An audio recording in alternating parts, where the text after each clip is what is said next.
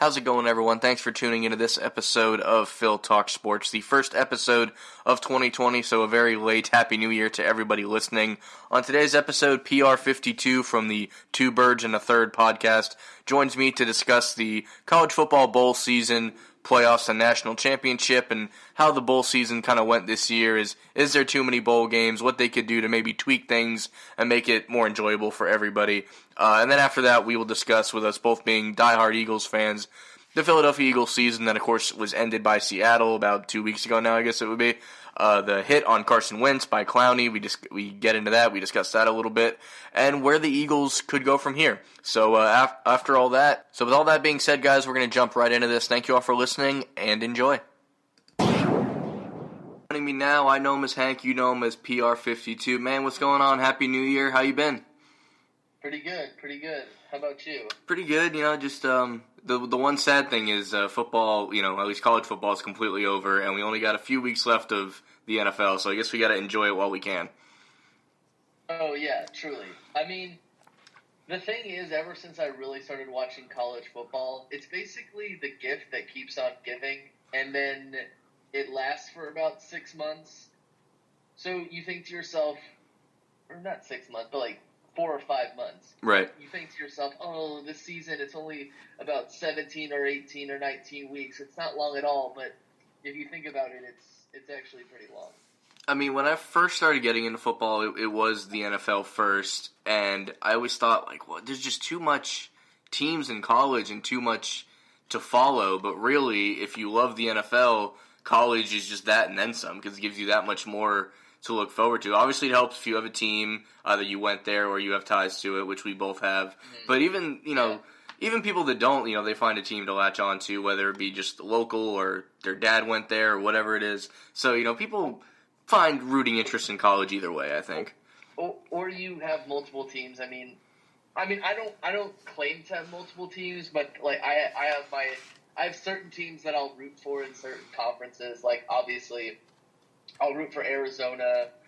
I'll root for TCU because my wife's a TCU fan. Okay. I'll try my best. I'll try my darndest to root for Rutgers because my sister went there. Okay. But otherwise, usually if my team's not in it or one of the teams I usually try to go for isn't in it, I usually try to root for the underdog to win, personally. Right. But it wasn't a very exciting college football season. I don't think there's a single college football season that isn't exciting and has you on the edge of your seat, even if the team that's supposed to win wins it, which, spoiler alert, happened. Yeah, big time. I mean, I'm with you. I mean, obviously, being a UCF guy, but there's other teams I like. I want to see Florida State get back on track. I enjoyed watching Penn State win, the Cotton Bowl this year. And, I'm one of those people that, if I'm free, I'm watching all of these bowl games. I don't care, what it is. I'll watch, I went out of my way to watch, Appalachian State because their running back is from my high school. So it's let me watch that game. I wanted to see Florida Atlantic and SMU, and, obviously I watched my game. But, yeah, I can find a reason to get into just about all of them. I understand every once in a while, you might not sit down for, the Dollar General Bowl or something, but in general, I enjoy them, and some people think there's too many, and I don't know that there's too many. They just need to give us the right matchups, I think would help a lot, too. I think that there are too many? No, but I think that 6-6 is way too low of a mark to be bowl eligible. I think you should be at least 7-5 to be in a bowl game. I agree with you because you can at least make the case, okay, they have a winning record then. So and that extra win, there's teams it's easy for me to poke fun, but Nebraska can't get to that 6-win mark with Scott Frost right now. So, they've fallen short by one win. But no, I think 7 makes a lot more sense because at least you can say, hey, they have a winning record. They deserve to be here. It's almost like there's a thought process that, we got to 6-6. That's really good. We're going to a bowl game. But the NFL, you hit 8-8 and you're like, oh, we're probably not going to there's a very, very high chance that we're not going to go to the playoffs this year. There is no team that thinks to themselves, any team that's a competitor that is competing for the playoffs, they don't think to themselves, "Oh yes, we're 8-8. I'm so excited for that." You know? Yeah, we got our 8th win. We can just coast now. Like nobody's going to do that in the NFL. Yeah. But really, I guess devil's advocate, for them to do that, they would probably have to trim like a bowl game or two because they've had years where there's not enough eligible teams and a 5-win team was getting in there. And it doesn't happen often, but it happens enough that like if they moved it to 7, I think there's 36 bowl games. They might have to put it down to like 32 or something. But, I think that's a small price to pay for, games that actually matter and people would watch. Like maybe let a few 6-6 teams in, but not all of them. Right. And there's always, sometimes there's just an odd number. I forget who it was this year, but every once in a while you do feel bad for that one team, that one 6-6 team that for whatever reason just didn't get an invite. Like, it's always a smaller school that happens to. But, it doesn't happen enough that I think it's an issue. Me personally, I think that they should let the best teams in the FCS go to the college football playoff instead of some of those 6-6 teams. You know what I'm saying? Yeah, that would be. I understand that the FCS has their own thing going, and North Dakota State is always winning FCS championships, and I'm always thinking to myself, like, what the hell are you guys doing in the FCS? Like, seriously, you guys beat Iowa like 3 years ago. Like, maybe they just like winning, but come on, give yourself a little bit of competition at some points in time. If I was the king of the world, I would put North Dakota State in the Mid-America Conference or the Mountain West or something like that. Right. Because they truly but they truly should be in the FBS. I mean, I think they're a team that, I think they could do fine. Like, you look at, like, what Appalachian State has done. They're, like, 3 years into D1. They're winning bowl games. They're winning the Sun Belt. Their goal was to get D1. And North Dakota State, and if you ask, like, someone that lives in, like, an FCS community where, like, that's the biggest team, they're going to say the opposite. They're like, hey, man, we got this figured out on this level. We have our playoff that you guys can't figure out over there. And it really has more of it's like, high school plus atmosphere. Like, the stadiums are not quite as big, but they're always packed for that reason.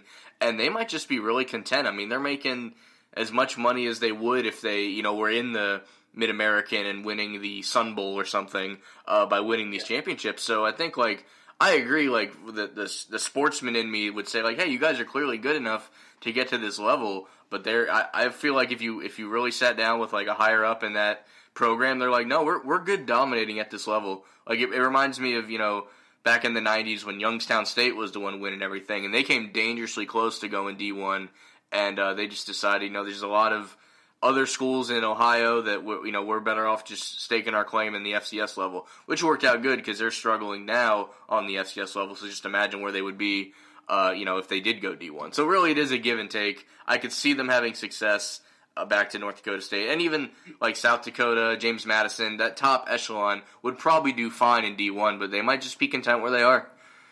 Yeah, that's true. But I think that North Dakota State should be forced to schedule some stronger opponents every year because they clearly they're basically the Alabama of FCS. The catch-22... They're like Alabama North. Right. FCS. But the catch-22 with that is, like, let's say, okay, we're going to schedule, we have to in the out-of-conference, we're going to schedule 1 to 2, D1, like, playing Iowa, or let's say they throw, like, I don't know who's someone random, like Wake Forest on the schedule. If they lose those games, it really doesn't affect their path to their national championship. So, like, it's almost like, why not? Because it's only, you're playing with house money. If you lose, you were supposed to, by definition of where you are. But, I mean, it can only help them. And obviously, the way that stuff is set up, they would have to, who's going to pay North Dakota State to go up there and have a very good chance of beating you? Once that happened with App State and Michigan, people think twice about the FCS teams they allow to bring in sometimes.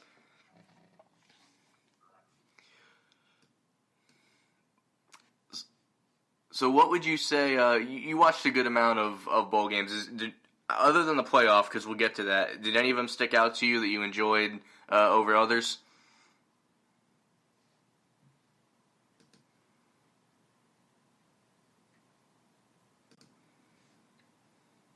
All right, so the game that I was the most interested in was the Oregon-Wisconsin Rose Bowl game. And the reason why I say that is because it was a close game through and through. The Rose Bowl games are probably the best, the one that I look forward to every year because there's usually a Pac-12 team in it. And, it came down to the very end. There was defense, there was offense. I felt like there was everything you wanted to see in a football game. Like every single thing that you could, besides maybe a safety, but every single thing you could find in a college football game or any type of football game, you saw in that game. I mean, you looked at the scenery. It was a beautiful scenery. And I don't like Oregon, but the way that the sunset showed on their chrome helmets, that was just kind of breathtaking. I'm not going to lie. Yeah, some of these other New Year's Six games, which is funny we still call them that because a lot of them weren't even played on New Year's this year, just the way the scheduling worked. But they've kind of taken a hit being in the rotation of, like, the playoff games. Like, the Sugar Bowl doesn't feel quite as special. The Orange Bowl, not so much. The Fiesta Bowl and Peach Bowl are kind of where they've always been. But the Rose Bowl seems to be the only one that, no matter what, it still feels like it's very special. And that year in particular, like you said, that was a great game. And I remember even 2-3 years ago when it was USC and Penn State, like, the Rose Bowl still has those memorable games, regardless of if it's in the playoff or not. It's the one that hasn't really lost any prestige from that. Mm-hmm. Yeah, I felt like that was an amazing game, and I wanted Wisconsin to win, but it was still really great in the end. I think what was it like a 1-point game? It was like 20-19 or something like that. So, it was definitely exciting to watch. And I'd say the one that was very disappointing was the Texas-Utah game. Yeah, I sat down ready to watch, be entertained by that one, and that was not what I expected at all. I think I even picked Utah in that, so I was wrong. I was wrong with that, obviously. They're always saying that Texas is back, but they're really only back in bowl games. Right. Because, they were 7-5 this year, so they would have been perfect for a bowl game. But Utah they just didn't have it at the end of the season. They just lost their luster. Yeah, I don't think they're not used to playing at that high level for that long, so they just kind of ran out of gas. For me, obviously, I always liked the Liberty Bowl, which Navy and Kansas State had a great one. That's like my favorite non-New Year's Six bowl, and then obviously the Cotton Bowl at Penn State I enjoyed. But when it comes to the playoffs this year, it felt like something was missing because we didn't really have to argue about what teams went in because it seemed pretty easy to pick the four this year. Like there wasn't a lot of pulling your hair out trying to pick the right teams this year. I think the committee got off kind of easy. Yeah, they really did because you had 3 perfect teams, and then you had one team with 1 loss. So it just seems like that is it was just the perfect storm. Maybe you could have argued that you put Georgia in because they're an SEC team and they have a more difficult schedule, but Oklahoma only lost to Kansas State, and that was in the middle of the season, and they had that big win against Baylor later on, and then they beat Baylor in the Big 12 championship game. So you look back at it and you think to yourself, well, there isn't a single team in there that I wouldn't put in there. I mean, Clemson clearly had the best defense. They clearly had the best end to the season. Trevor Lawrence with 22 touchdowns, 0 interceptions, some stupid stat like that. Yeah. And then Ohio State was number 1, and they became number 2 because, they did not. I don't think they really had as strong of a schedule as LSU. And then LSU was, Joe Burrow was clearly the best football quarterback in all of college football history, statistical wise. I mean, what that guy did in that, what was it, the game that he had against Oklahoma? What was that, the Fiesta Bowl? Peach Bowl. The Peach Bowl, yeah. They just killed Oklahoma. Oklahoma didn't really have a chance. No, not really. It really sucks to see, but they just did not have a chance in hell. Yeah, and I mean, touchdowns. in all the years that they've had this playoff, there's always been these issues. I'm just glad that, like, they didn't try to hack the room. They didn't get cute with their selections. Everyone that went in, you have the strong argument that they did, and I don't care who you are, what part of the country you live in, where your degree's from. LSU was the best team in the country this year, and that was obvious, and no one has to argue about that, because you will never see a team that good again, I don't think, for a long time. Yeah. I mean, the other thing that kind of annoyed me was the fact that you had, like, Dabo Sweeney going, oh, we get no respect. And it's like, but dude, you're going to the playoff. You were never lower than third in the country. What I've always thought with LSU, like, I would call them my favorite SEC team, like, out of all the ones in there.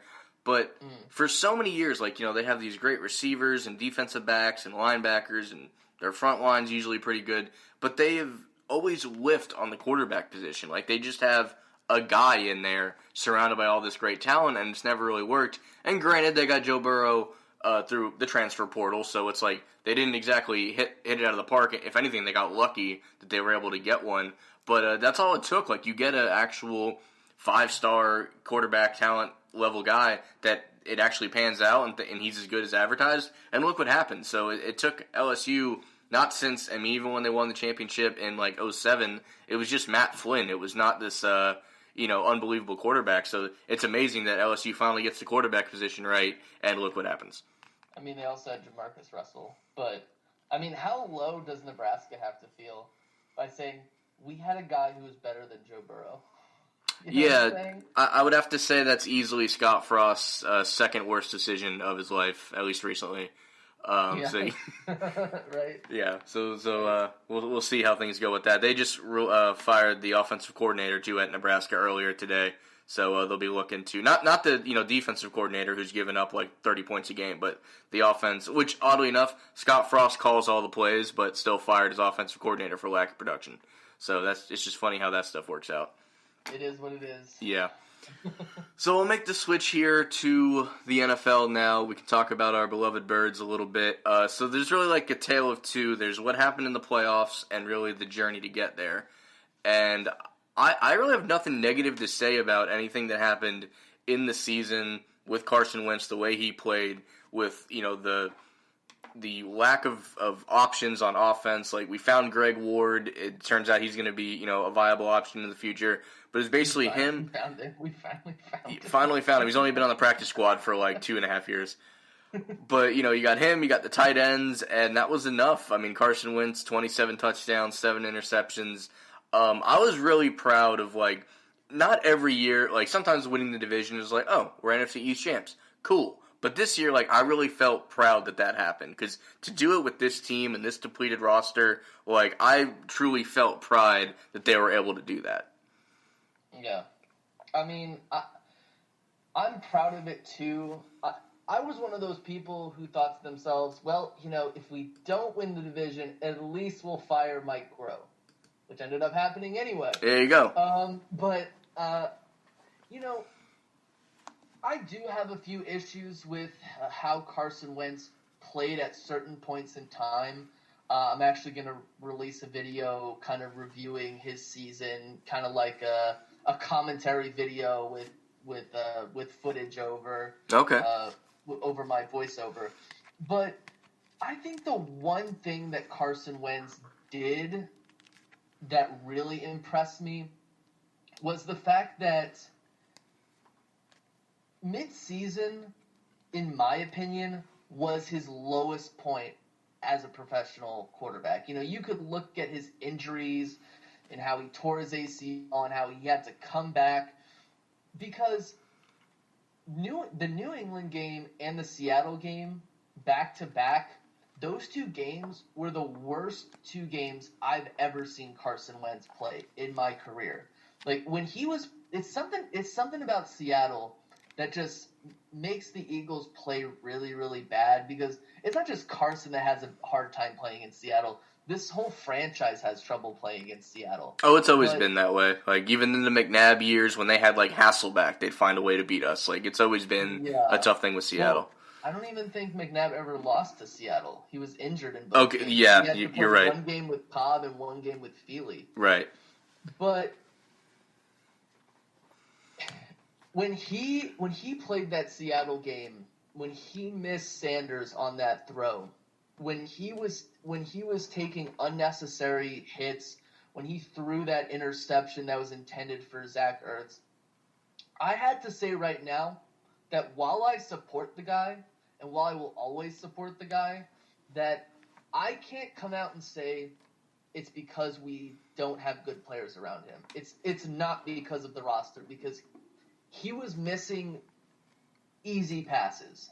Like passes you would expect a franchise quarterback to make. But what I really liked about him was the fact that starting in the third quarter of that Giants game, you really saw a turnaround in him. Because when we in that first half of that Giants game, I was like, all right, this is really how our season's going to end. Because we couldn't do anything on offense in that game. And whether it was the play calling or if it was Carson, we couldn't do anything. But then in the third quarter, it's like a match lit underneath him and underneath the running game. And Boston Scott just became a giant killer. And he really started trusting these guys. He really started trusting Greg Ward. And he really started trusting Burnett. And he really started trusting Rob Davis. And he did what he needed to do. He was trusting Joshua Perkins. And the Eagles won those last 4 games. Now, the game against the Cowboys, to me, was just a meltdown by their offense completely. They couldn't run the ball. Their receivers couldn't catch the ball. Yeah, that had a lot to do with how they played as well. But we did, enough to win that game, obviously. We did enough to win, but they just came out with a bunch of blanks. Yeah.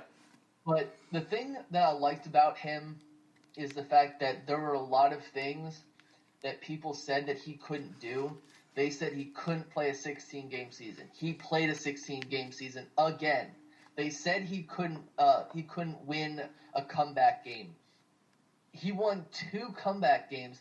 And to me, if anyone says, it was against the Giants and the Redskins, well, okay, you said that he could never do it. You're just moving the goalposts. And not only that, if it's the Giants and the Redskins, that's divisional opponents. And anyone that's watched football for any amount of time knows you don't look at records with divisional opponents.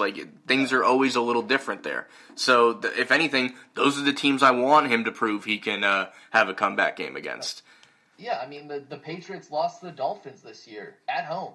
Right. So, okay. And it cost them the number 2 seed. Are a different animal all the time. Yes, they always are. And the other thing, you mentioned Seattle, even the year we won the Super Bowl, we couldn't beat Seattle. So it's it's an ongoing issue. So really what it comes down to, we talk about the season, how given all the circumstances, there was ups, there was downs. At the end of the day, you can still call the season a relative success. But, and then obviously when you get to the playoff game, really you can't talk about the game because it's not the game we thought we were going to see. I mean, to lose by 8, I guess it was, with Josh McCown playing 85% of the game. Really the big question is, do you consider the hit on Carson Wentz a dirty hit? Yes. Yes. I mean, you go first. Go on. No, you first. Oh, okay. Yeah, I mean, I did a reaction video to it and how I thought it. I basically diagnosed the whole play and found a bunch of rules and whether it's a dirty hit or not, I think that it's an absolute travesty that Jadeveon Clowney was not fined for that play. Right. He clearly lowered the helmet. He clearly made a hit on a player whose knee was down. In the rules, it says that even if you leave your feet, even if you've gone to tackle a player, if his knee touches the ground, he is a defenseless player. It doesn't matter. And clearly Jadeveon Clowney leads with the crown of his helmet and hits Carson Wentz on the back of the head, it should have been a fine. Even if it wasn't intentional, even if it wasn't dirty, it's still a penalty when it comes to the rules. And I don't know if you saw that Ravens-Titans game where Lamar Jackson clearly gave himself up and was hit on the back of the head almost the same way that Carson was, but in this sense it's more egregious because he actually slid feet first. Right. So to me, if anyone tells me the NFL cares about head injuries, I'm just going to call BS on that because you're not practicing what you preach. You might as well just get all of these concussion rules out of the rule book because they're not even following it. They're not, and people said, "Oh, if this was Lamar Jackson, there would be a fine." I was like, "Well, it did happen to Lamar Jackson, and there was no fine." So it doesn't have anything to do with the caliber of the player. It just really, I'd say if Carson Wentz had stayed down after that hit, then there would have been a penalty. Yeah. But the fact that didn't happen, there was no penalty.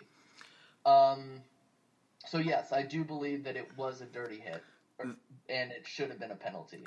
The way that I've kind of, all the different ways I've looked at it, to me, at worst, it was a dirty hit and it should have been a flag and a penalty and all that. And even at its very best, like if you're a Seattle homer or you love, Clowney or whatever, at the very best, it was unnecessary. Like that, I don't think anybody. Yeah, like we can argue, malicious intent and all that because we're not in that dude's head. But the one thing everyone can agree on is the tackle, did not need to be made. I mean, you could have accomplished. He's giving himself up. You could have accomplished that by tapping him on the shoulder once he slid. So if nothing else, the way I'm looking at it is it was very unnecessary. And you look at 91 right in front. 91 actually has a chance to jump on top of Carson Wentz, and he just stands there. Right, because he knows he's sliding into him. Yeah, he knows he's about to slide into him, so he's like, I'll just make contact with him with my hand, and he's down, and next play.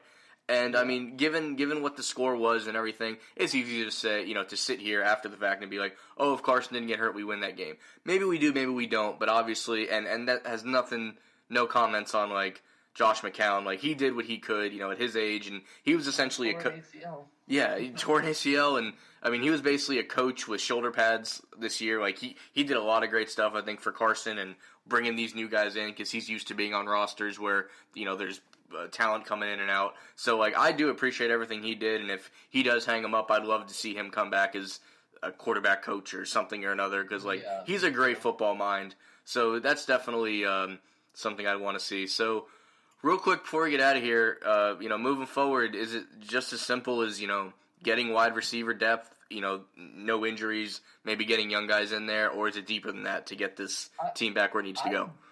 I don't, and I don't know if you've seen my sometimes incoherent rantings. Talent to me doesn't matter as much as good coaching. Right. Because one of the reasons why I believe, and this is just a theory. This is just a plain old theory. It might not even be true.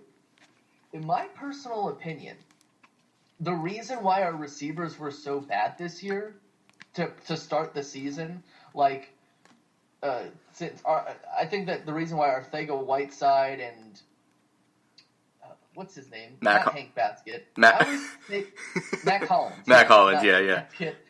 Matt Collins, and the reason why I think they were so bad was not necessarily because they're bad they can't catch the ball. I mean, that is what you do. That is your job. That got you to the NFL. Your job is to catch the ball. Yeah. You can't tell me that James White, who's a career running back, is a better receiver than Matt Collins. To me, the reason why I felt like Deontay Burnett and Rob Davis and Greg Ward were better receivers was because they weren't with this team long enough to get poisoned by whoever our wide receiver coach was. That could be it. That's my personal feeling. Yeah. Because you can't tell me that Matt Collins, who was a 4th-round draft pick, J.J. Arcega-Whiteside, who was a second-round draft pick. And even if you say, like, oh, they shouldn't have been picked there, okay, fine. Let's say they're both sixth-round draft picks. You can't tell me that both of those guys are worse than Greg Ward, a guy who was never drafted.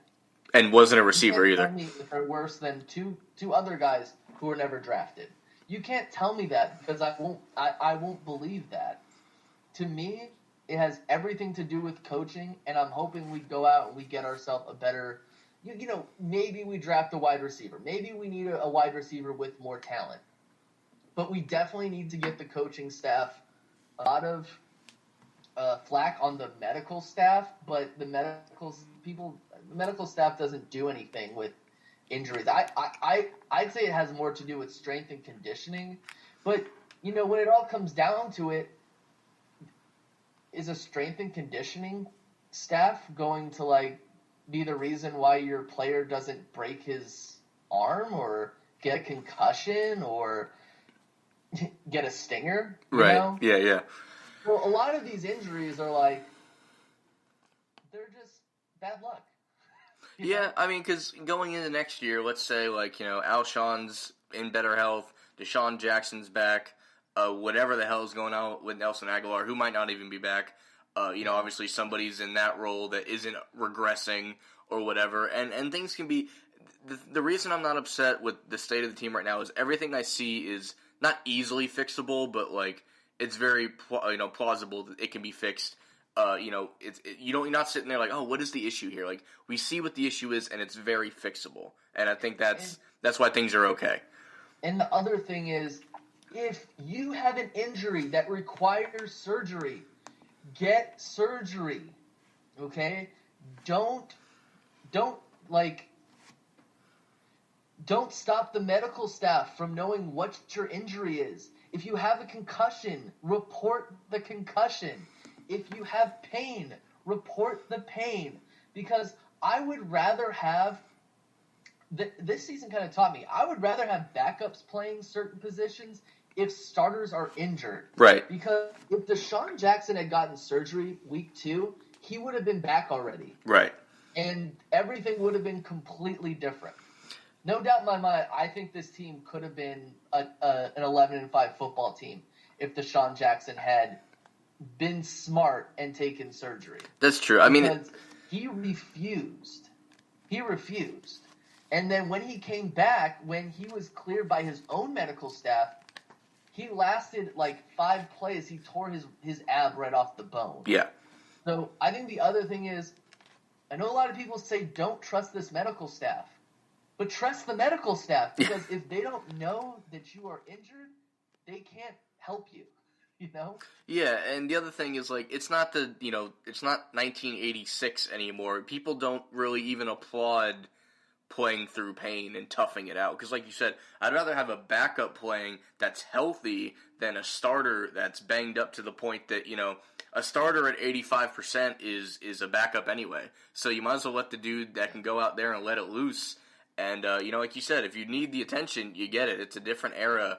The injuries don't hold you back if you give yourself time to heal. Like you said, the great point with Deshaun Jackson, if he would have, when he knew there was a problem, admitted there was, and granted, he's a human, he's a proud dude. I can understand him being dude, I just got back here. I played 2 games. I'm not going to do that to, I never thought we'd see him back, and I'm thrilled that he will more than likely end his career in Philadelphia.